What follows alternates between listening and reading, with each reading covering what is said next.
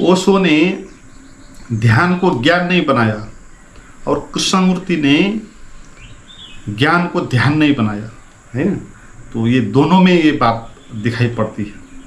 तो ओशो ने क्या किया, ध्यान अलग किया और ज्ञान को अलग कर लिया। और जब ज्ञान करते हैं वहाँ कुछ और ही बात होती है, जब ध्यान करवाते हैं वहाँ एकदम और ही बात हो जाती है। वहाँ ओम उच्चारण करने की बात होगी, वह भस्त्रिका करने की बात होगी, वह अनुलोम विलोम करने की बात होगी, है ना। तो ये अलग अलग हो, ये दोनों को इसमें जोड़ा नहीं गया।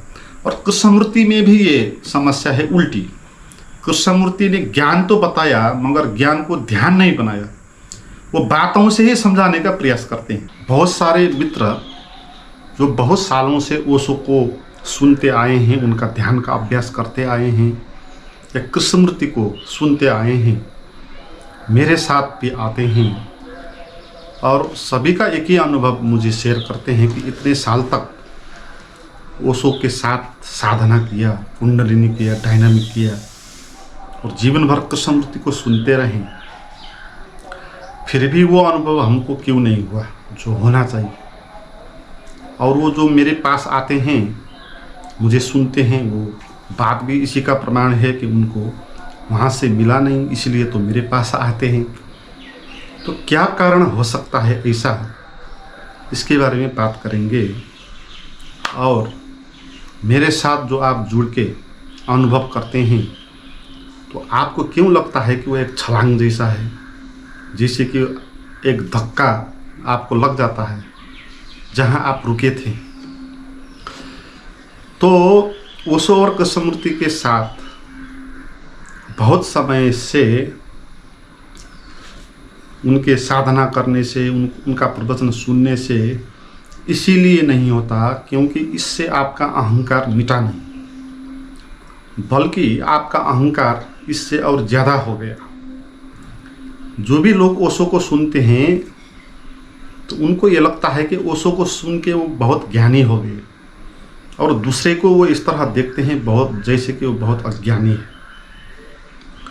तो ओशो को सुनने के कारण, जैसे कि ओशो तो सभी विषयों पर बात करते हैं, तो सभी किस्म का इन्फॉर्मेशन, हर सब्जेक्ट का इन्फॉर्मेशन उनके पास आ जाता है, इसलिए उनको लगता है कि उन्होंने समझ लिया और वो भी ज्ञानी हो गए।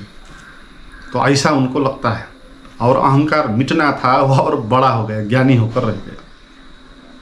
और कृष्णमूर्ति के साथ भी ऐसा ही होगा, क्योंकि कृष्णमूर्ति को सुन सुन के आपको लगेगा कि आपको भी मिल गया, बौद्धिक तरीके से तो आप समझ ही गए, तो फिर इससे आपका मैं मिटेगा नहीं और बड़ा होगा।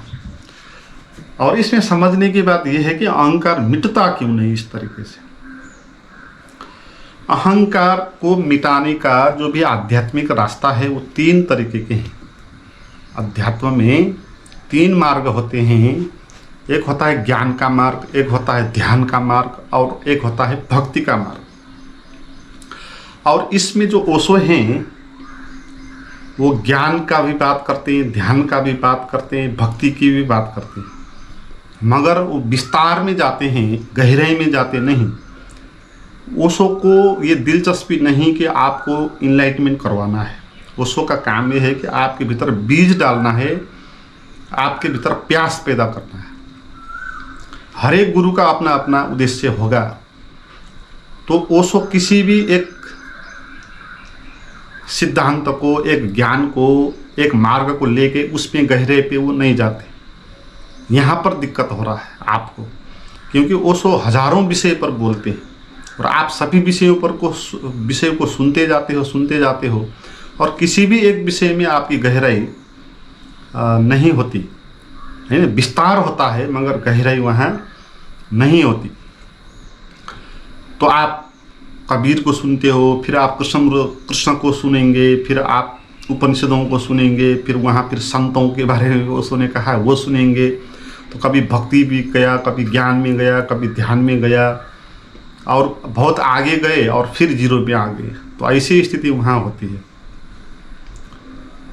तो ओशो का जो भी डायनामिक या कुंडलिनी जैसे साधना की विधि है वो भी आप करते रहते हो, मगर उससे भी नहीं होगा, क्योंकि वो भी मोनोटोनस हो जाएगा। कितनी देर तक आप डायनामिक कुंडलिनी कर सकते हो लगातार, वर्षों तक लोग कर रहे हैं और जहाँ थे वहीं पर हैं अभी भी, कुछ भी बदलाहट नहीं आई। क्योंकि ये कुंडलिनी डायनामिक भी ऐसी ध्यान की विधि हो गई जिसपे कोई समझ, कोई अंडरस्टैंडिंग उसमें जोड़ा नहीं गया। आपको एक यंत्र, एक मशीन की तरह इसको करते रहना है ना। उसको ज्ञान और ध्यान को जोड़ा नहीं ना। तो ओशो ने ज्ञान और ध्यान को जोड़ा नहीं। उनकी जो भी ध्यान की विधि है वो फर्क किस्म की है और परंपरागत किस्म की भी है ना। वो कभी ओमकार का मेडिटेशन करवाएंगे, कभी गौरी शंकर, कभी सक्रिय निष्क्रिय ध्यान, कभी विपस्सना करवाएंगे, कभी आनापानसति हो।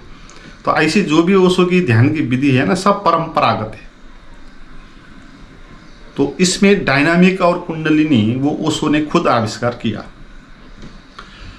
मगर उसमें भी ज्ञान को जोड़ा नहीं। जोड़ा तो है मगर बहुत कम, उसमें ज़्यादा काम नहीं हुआ। अगर ओशो बचते और ज़्यादा समय तो आखिरी में वो यही काम करते हैं। वो कुंडलिनी डायनामिक और ऐसे ध्यान की विधियों में ज्ञान को भी जोड़ते और ज़्यादा काम करते उसमें, और बहुत कम ही काम हुआ। इसलिए जो लोग भी डायनामिक कुंडलिनी निरंतर करते रहते हैं ना, वो मशीन की तरह करते रहते हैं और उसमें ज्ञान जोड़ा नहीं गया और इसलिए वहाँ उससे गहराई नहीं आती। तो ओशो के आश्रमों में भी आप जाते हैं और वहाँ से भी आपको लाभ नहीं होता, क्योंकि वहाँ भी आपका अहंकार खड़ा हो जाता। जो भी ओशो का आश्रम में बैठा हुआ गुरु होगा, जो भी कार्यक्रम संचालन करेगा, तो उसके ऊपर आपकी श्रद्धा नहीं होगी, आप उसकी कमजोरियाँ नजर आएगी, उसके साथ श्रद्धा नहीं होगा, तो फिर उसके साथ आपका लाभ नहीं होगा, बल्कि आपका ईगो और खड़ा होगा। आप कहेंगे तो इससे ज़्यादा तो मैं ही अच्छा है, तो ऐसा भी होगा।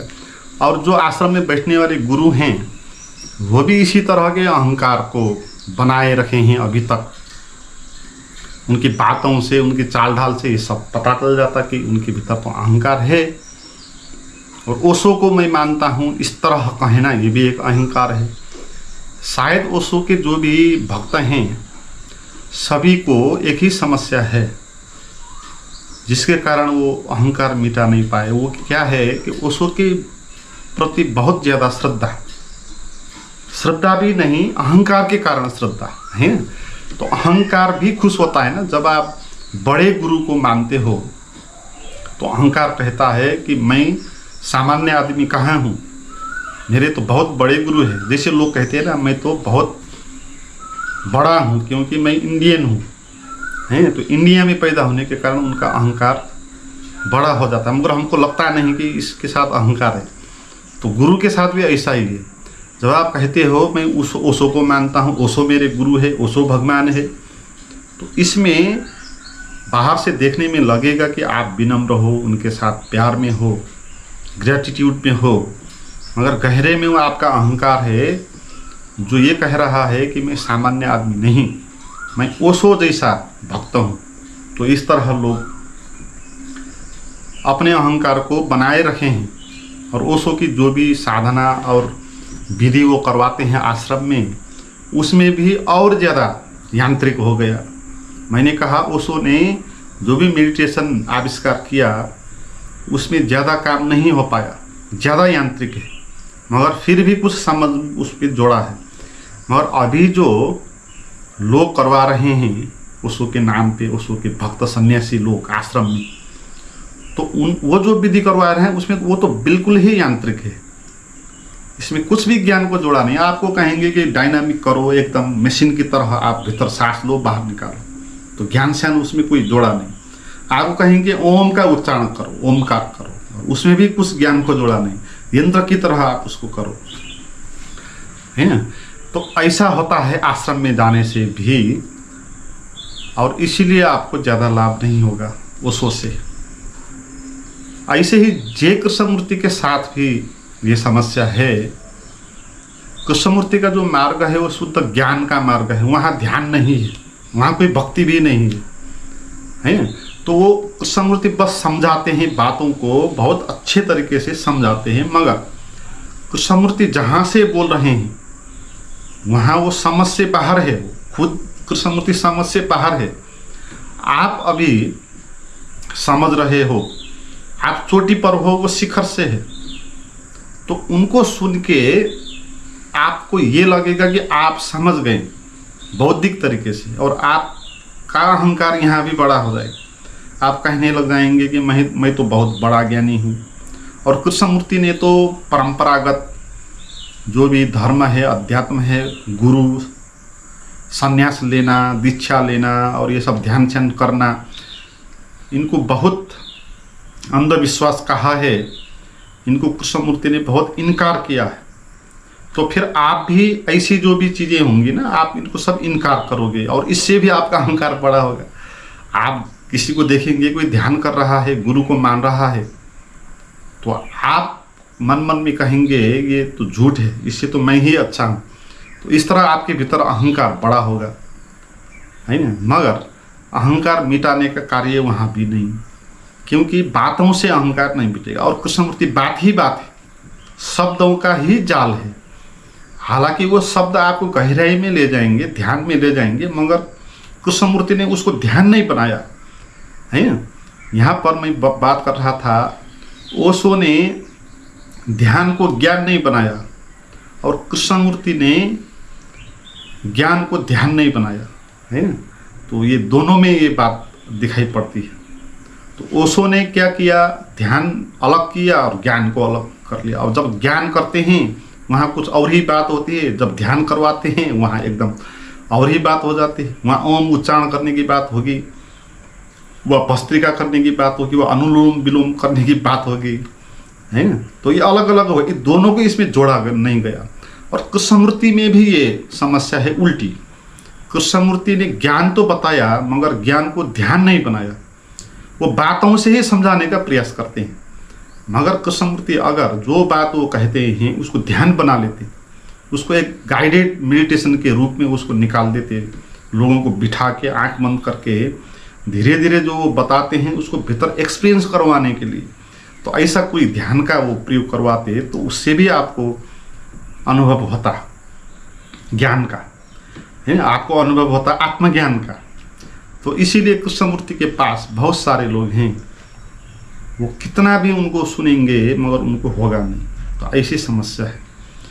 तो जो लोग आप मेरे पास आते हैं और कहते हैं कि आपके पास आ जाने से थोड़ा एक धक्का जैसा, छलांग जैसा लगता है, तो इसका यही कारण हो सकता है।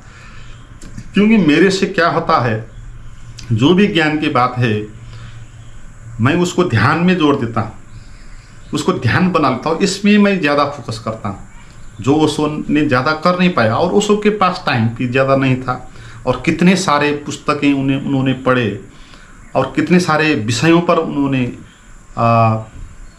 प्रवचन दिया, तो उनके साथ पास समय ही नहीं बचा कि इस पर ज़्यादा काम हो जाए। मैंने कहा कि अगर ओशो ज़्यादा उम्र तक जिंदा होते हैं तो यही पर काम करते हैं।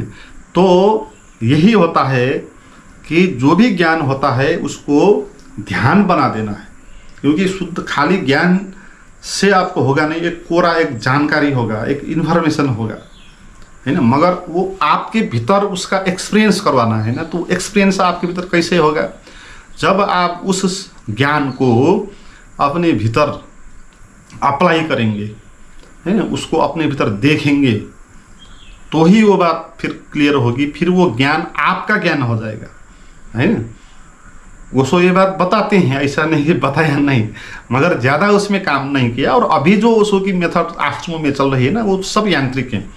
ओशो के पास जो लोग होते थे उनके साथ ये ज़्यादा होता था, है ना।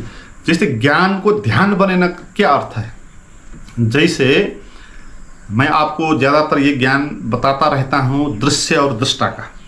मैं कहता हूँ आपको कि हर एक चीज़ जो दिखाई पड़ती है वो दृश्य होती है, तो हम उसको देखने वाले होते हैं, अलग दृष्टा होते हैं।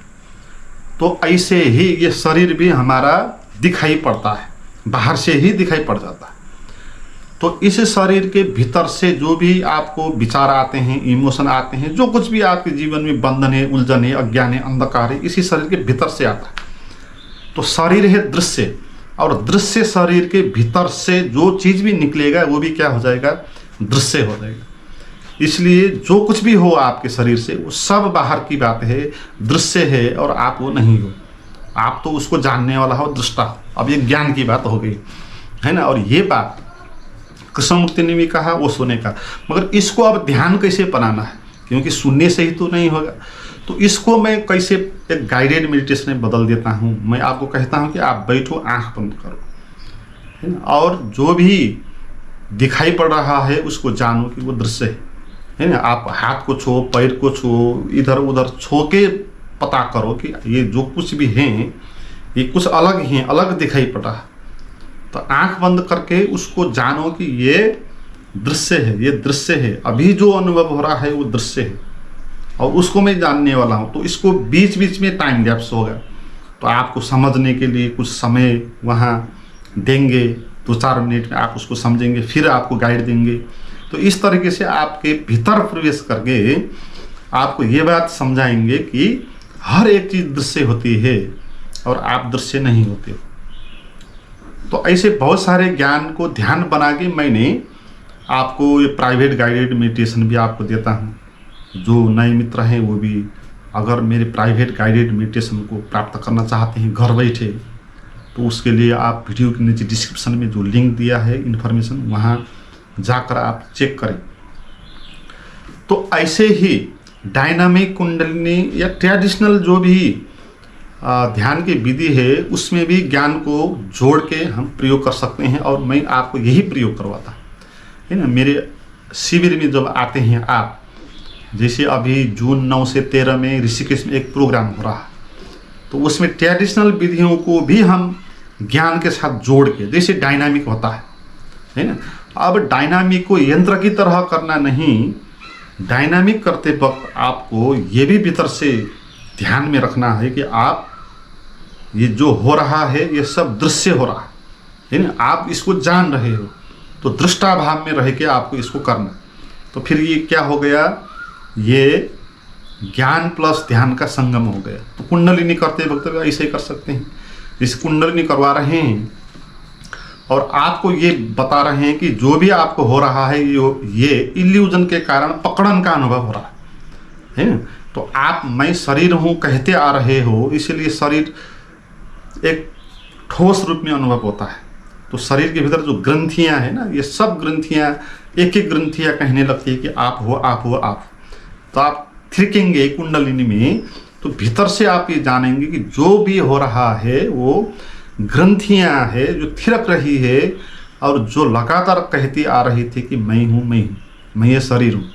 तो इसको कुंडलिनी में जोड़ के अगर कुंडलिनी करवाई तो फिर यहाँ आपको लाभ होगा, है ना। यंत्र की तरह कुंडलिनी नहीं होगा, आपको एक स्टेप आगे बढ़ेंगे उसमें। और ये बहुत शक्तिशाली ध्यान की विधि है कुंडलिनी और डायनामिक। ऐसे ही आपको ओम का उच्चारण करवाया, तो ओम कार का ध्यान करते वक्त आपको कुछ ज्ञान उसमें जोड़ेंगे और फिर उसको करवाएंगे।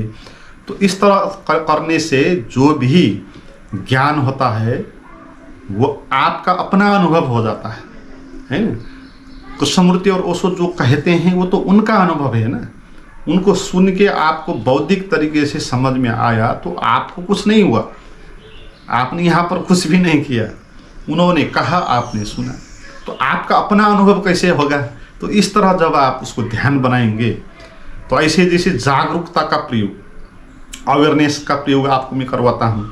आप चल रहे हो तो उसका प्रयोग कैसे करना है, बैठे हो तो आप पैर को हिला रहे हो तो आप जान के पैर को हिलाओ, आप किसी से बात कर रहे हो तो जागरूक रहकर उसके साथ ध्यान करो, बात करो।